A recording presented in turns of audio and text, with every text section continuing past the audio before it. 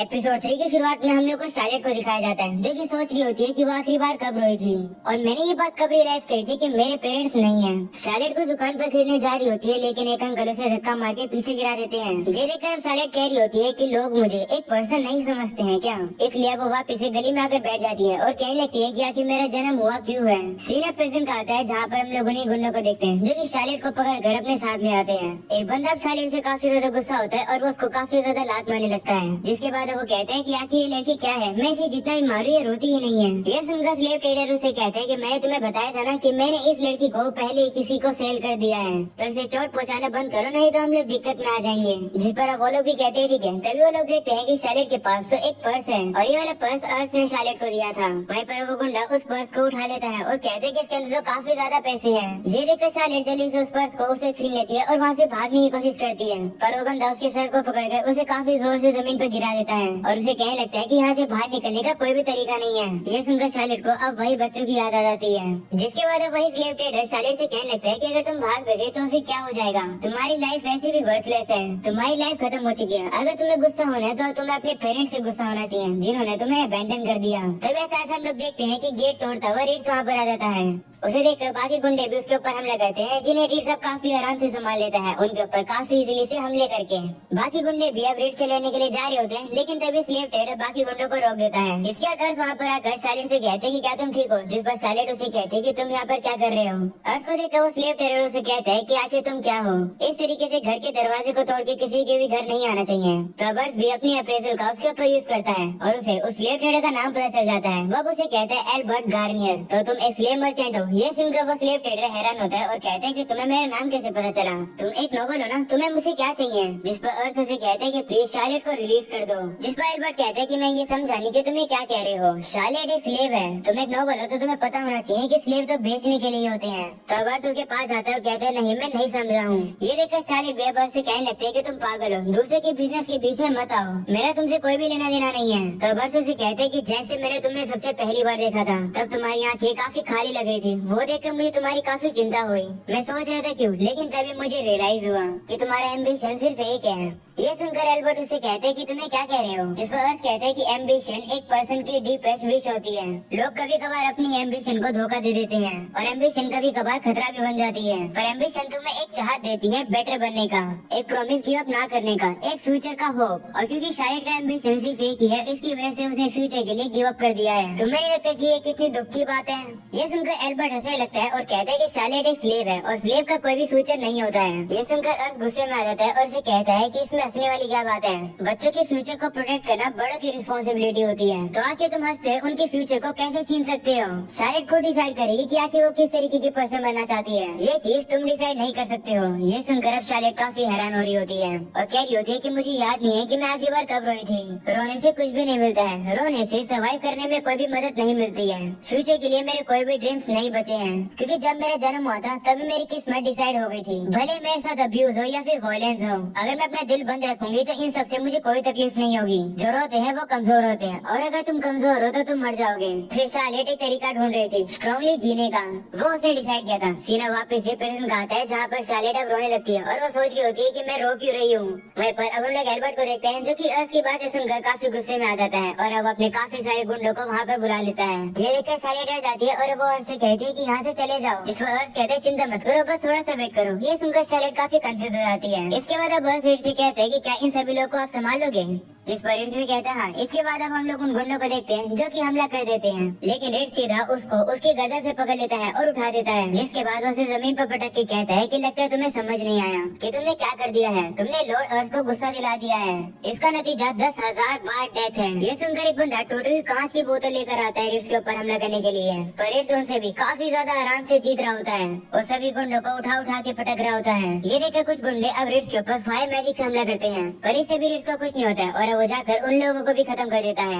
ये देखकर slave trader काफी हैरान हो जाता है और कहता है कि ये बंदा तो एक मॉन्स्टर है, इसने तो मेरे सारे गुंडों को हरा दिया। वहीं पर अब रीड्स कह रहा होता है कि क्या ये फाइट खत्म हो गई। ये सब देखकर शार्लेट भी हैरान हो रही होती है और कहती है कि आखिर ये कौन है, ये तो काफी ज्यादा ताकतवर है। तभी एल्बर्ट कहने लगता है कि मेरे पास तो कोई भी चॉइस नहीं है। वो अब आवाज लगाकर एक और बंदे को नीचे बुलाता है, तो अब एक मोटा सा बंदा नीचे आने लगता है और वो कहता है कि मैं अपनी ड्रिंक एंजॉय कर रहा था, मुझे डिस्टर्ब कर दिया। उस बंदे को देखकर शार्लेट कहती है कि ये तो काफी ज्यादा बड़ा है। तब एल्बर्ट बताता है कि ये बंदा कैनेरिया आर्मी का इन्फेंट्री कैप्टन हुआ करता था, पर बेकार बिहेवियर की वजह से इसे किक आउट कर दिया गया। जिसके बाद वो बंदा एल्बर्ट से कहता है कि मेरी सारी अल्कोहल खत्म हो गई, मुझे और चाहिए। जिस पर एल्बर्ट कहता है कि पहले इन सभी लोगों को खत्म कर दो और फिर तुम्हें जितनी भी अल्कोहल चाहिएगी मैं तुम्हें दे दूंगा। ये सुनकर शार्लेट डर जाती है और अब वो अर्थ से कहती है कि ये मोटा बंदा काफी खतरनाक है। तभी अर्थ उस बंदे के ऊपर अपनी अप्रेजल यूज करता है और अब वो शार्लेट से कहता है कि चिंता मत करो। वहीं पर वो मोटा बंदा रिट्स को लेकर कहता है कि क्या इसने इन सभी को हराया है। जिस पर रिट्स उसे कहते हैं हाँ तो क्या हुआ सुअर कहीं के। ये सुनकर उस बंदे को गुस्सा आ जाता है और वो रिट्स के ऊपर हमला करता है, पर रिट्स भी उसके अटैक को डॉज करके ऊपर झूमर के लटक जाता है। रिट्स उस बंदे से कहते हैं कि तुम काफी स्लो हो। ऐसा बोलने के बाद उस बंदे के मुंह पर सीधा लात मारता है।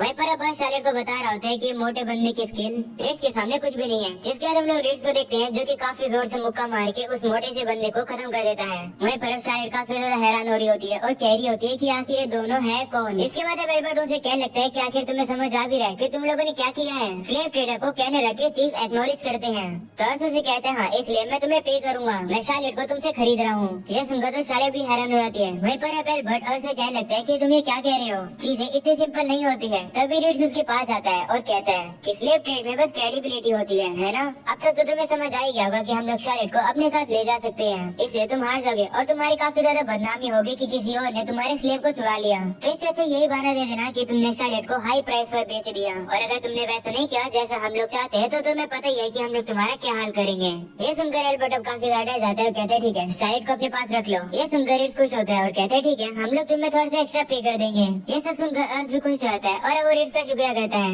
और उसे कहते हैं कि जैसा तुमने कहा था चीजें वैसी हो रही है। इसके बाद अब वो शार्लेट के पास आता है और कहते हैं कि सुबह हो गई है, चलो वापस चलते हैं। जिस पर शार्लेट भी कहती है ठीक है। इसके बाद अब वो लोग वहाँ से बाहर आ जाते हैं। तभी शार्लेट बीच में ही रुक जाती है और अब वो सभी से कहती है कि मुझे एक जगह पर जाना है। अगले सीन में हम लोग देखते हैं कि वो लोग एक पहाड़ चढ़ रहे होते हैं और अब बस के पहाड़ चढ़ते चढ़ते काफी ज्यादा बुरी हालत हो जाती है। इसके बाद शार्लेट उन लोगों को एक ऐसी जगह पर लेकर आती है जहाँ से पूरा शहर दिख रहा होता है। ये व्यू काफी ज्यादा प्यारा होता है। शार्लेट कहती है कि ये खूबसूरत है ना, ये मेरी सीक्रेट प्लेस है। यहाँ से देखने से शहर मुझे मेरे से काफी ज्यादा छोटा लगता है। इससे मैं भूल जाती हूँ कि शहर ने यानी टाउन ने मेरे साथ कितना बुरा किया है। तो मैं कभी कभार यहाँ पर आ जाती हूँ ये व्यू देखने के लिए। मुझे ये जगह काफी ज्यादा पसंद है। ये सुनकर अर्थ उसे कहते हैं कि तो फिर ऐसी जगह तुम हमें क्यों दिखा रही हो। जिस पर वो उसे कहते कि मैं तुमसे एक चीज पूछना चाहती हूँ। तुम कह रहे थे कि तुम एक ऐसी सिटी बनाना चाहते हो जहाँ पर लोग शांति से रह सके, लेकिन तुम ऐसी सिटी क्यों बनाना चाहते हो। जिस पर अर्थ कहते हैं क्योंकि मुझे बच्चे पसंद है। ये सुनकर शार्लेट कहती है कि ये क्या बात हुई, तुम एक खुद बच्चे हो, तुम्हें पता तो है ना। जिस पर अर्थ कहते हैं हाँ। वो अब हम लोग को बताता है कि उसके पास्ट लाइफ में जब भी वो थकान फील करता था, पर जैसे वो एक बच्चे की स्माइल देखता था उसकी सारी थकान दूर हो जाती थी। अर्थ को लगता है कि बच्चों की स्माइल होप से भरी हुई होती है।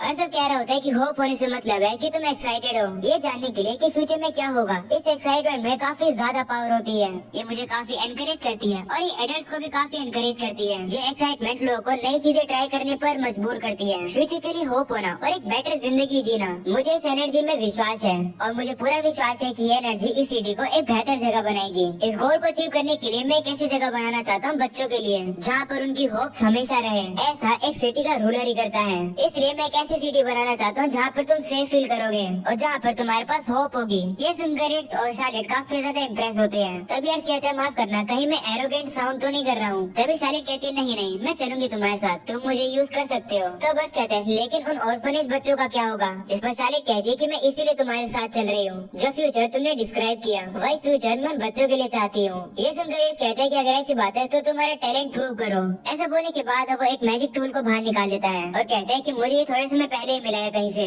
रिट्स उस मैजिकल टूल को शार्लेट को देता है और कहते हैं कि मैजिक का यहाँ पर यूज करके ट्राई करो। रिट्स अब से कहते हैं कि मैं आपके ऊपर शक नहीं कर रहा हूँ, पर मैं खुद की आंखों से शार्लेट के टैलेंट को देखना चाहता हूँ। मैं इसे फ्रेंड के तौर पर रिकॉग्नाइज करना चाहता हूँ। और शार्लेट कहती है लेकिन मुझे मैजिक यूज करना नहीं आता। तो अब रिट्स कहते हैं कि मैं तुम्हें सिखाता हूँ। वो उसे मैजिक सिखाने लगता है। वहीं पर अब बर्ड्स भी सोचने लगता है कि मुझे भी मैजिक के बारे में ज्यादा नहीं पता है और तो मैंने कभी एस रैंक की मैजिकल पावर नहीं देखी है, तो आखिर शार्लेट के पास कितनी मैजिकल पावर होने वाली है। इसके बाद हम लोग देखते हैं शार्लेट अब अपना मैजिक यूज करने के लिए तैयार हो जाती है। जिसके बाद वो कहती है फॉर्मा इग्नी इरप। इसके बाद अब उसके हाथों से एक काफी बड़ी फायर बॉल निकलती है जिसकी वजह से एक काफी बड़ा धमाका होता है। ये देखकर सभी लोग काफी ज्यादा हैरान होते हैं। वहीं पर शार्लेट भी काफी ज्यादा हैरान रहती है। इस धमाके को तो शहर के लोग भी देख पा रहे होते हैं और वो सोच रहे होते हैं कि ये क्या है। वहीं पर हम लोग को दिखाया जाता है कि शार्लेट ने जो मैजिकल टूल पहना था वो तक टूट जाता है। जिसके बाद अब अर्थ और रिट्स काफी हैरान होकर पीछे मुड़ते हैं। ये देखकर शार्लेट उनसे कहती है कि ये कैसा था।